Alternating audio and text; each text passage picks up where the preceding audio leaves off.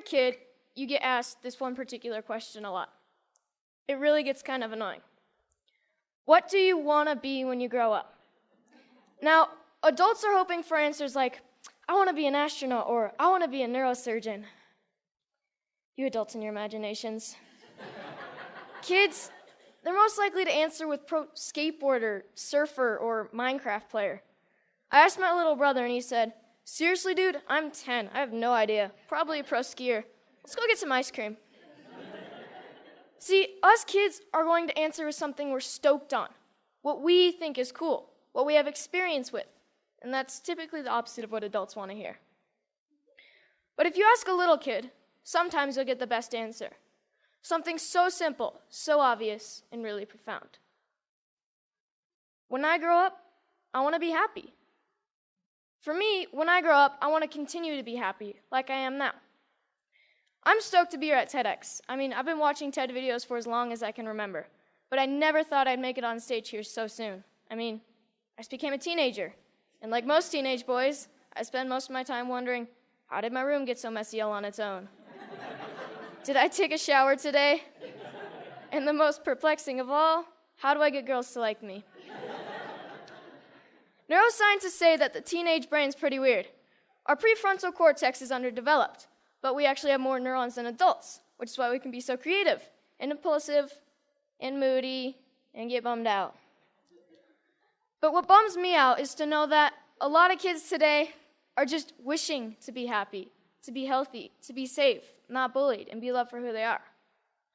So it seems to me when adults say, what do you want to be when you grow up? They just assume that you'll automatically be happy and healthy. But maybe that's not the case. Go to school, go to college, get a job, get married, boom. Then you'll be happy, right? We don't seem to make learning how to be happy and healthy a priority in our schools. It's separate from schools. And for some kids, it doesn't exist at all. But what if we didn't make it separate? What if we based education on the study and practice of being happy and healthy? Because that's what it is, a practice, and a simple practice at that. Education is important, but why is being happy and healthy not considered education? I just don't get it. So I've been studying the science of being happy and healthy. It really comes down to practicing these 8 things: exercise, diet, nutrition, time in nature, contribution, service to others, relationships, recreation, relaxation and stress management, and religious or spiritual involvement. Yes, got that one. So these 8 things come from Dr. Roger Walsh. He calls them therapeutic lifestyle changes, or TLCs for short. He's a scientist that studies how to be happy and healthy. In researching this talk, I got a chance to ask him a few questions like, do you think that our schools today are making these 8 TLCs a priority? His response was no surprise. It was essentially no. But he did say that many people do try to get this kind of education outside of the traditional arena, through reading and practices such as meditation or yoga. But what I thought was his best response was that much of education is oriented, for better or worse, towards making a living rather than making a life. In 2006, Sir Ken Robinson gave the most popular TED Talk of all time, Schools Kill Creativity. His message is that creativity is as important as literacy, and we should treat it with the same status. A lot of parents watch those videos. Some of those parents, like mine, counted it as one of the reasons they felt confident to pull their kids from traditional school, to try something different.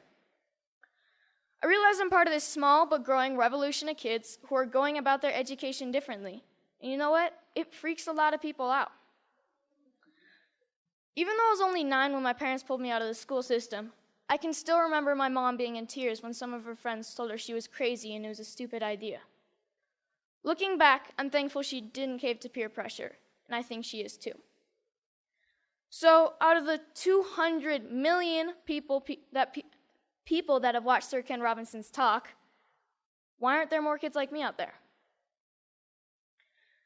Shane McConkey is my hero. I loved him because he was the world's best skier. But then, one day, I realized what I really loved about Shane. He was a hacker. Not a computer hacker. He hacked skiing. His creativity and inventions made skiing what it is today, and why I love to ski. A lot of people think of hackers as geeky computer nerds who live in their parents' basement and spread computer viruses. But I don't see it that way. Hackers are innovators. Hackers are people who challenge and change the systems to make them work differently, to make them work better. It's just how they think. It's a mindset. I'm growing up in a world that needs more people with the hacker mindset. And not just for technology.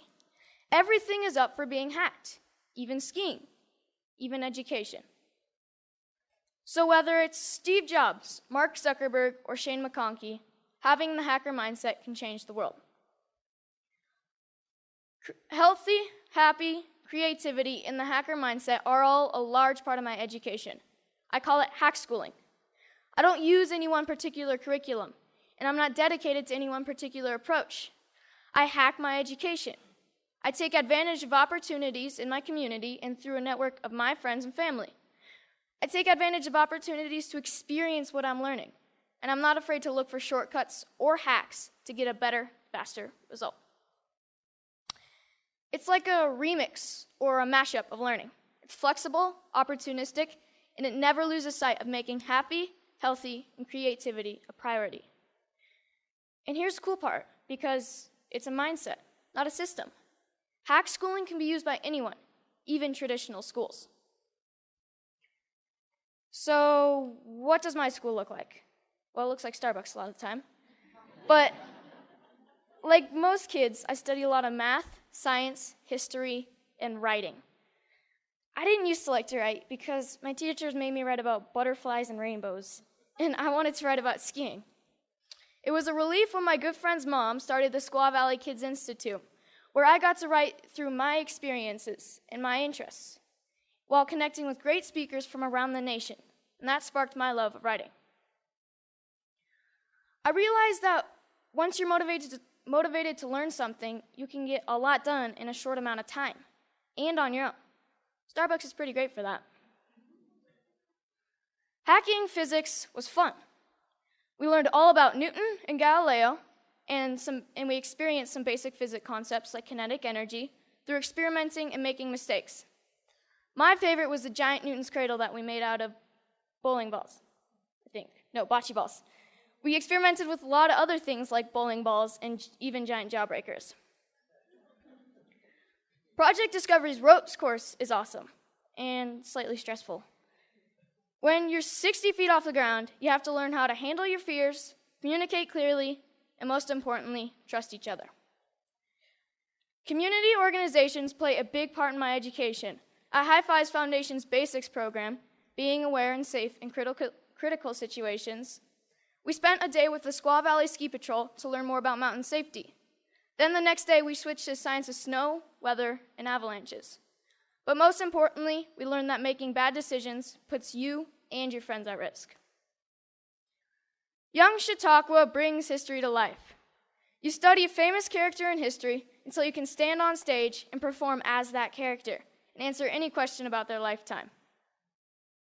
In this photo, you see Al Capone and Bob Marley getting grilled with questions at the historical Piper's Opera House in Virginia City, the same stage where Harry Houdini got his start. Time in nature is really important to me. It's calm, quiet, and I get to just log out of reality. I spend 1 day a week outside all day. At my Foxwalker classes, our goal is to be able to survive in the wilderness with just a knife. We learn to listen to nature. We learn to sense our surroundings. And I've gained a spiritual connection to nature that I never knew existed. But the best part is that we get to make spears, bows and arrows, fires with just a bow drill, and survival shelters for the snowy nights when we camp out. Hanging out at the Moment Factory, where they hand make skis and design clothes, has really inspired me to one day have my own business. The guys at the factory have showed me why I need to be good at math, be creative, and get good at sewing. So I got an internship at Big Truck Brand to get better at design and sewing. Between fetching lunch, scrubbing toilets, and breaking their vacuum cleaner, I'm getting to contribute to clothing design, customizing hats, and selling them. The people who work there are happy, healthy, creative, and stoked to be doing what they're doing. This is by far my favorite class. So this is where I'm really happy, powder days. And it's a good metaphor for my life. my education, my hackschooling. If everyone skied this mountain, like most people think of education, everyone would be skiing the same line, probably the safest, and most of the powder would go untouched.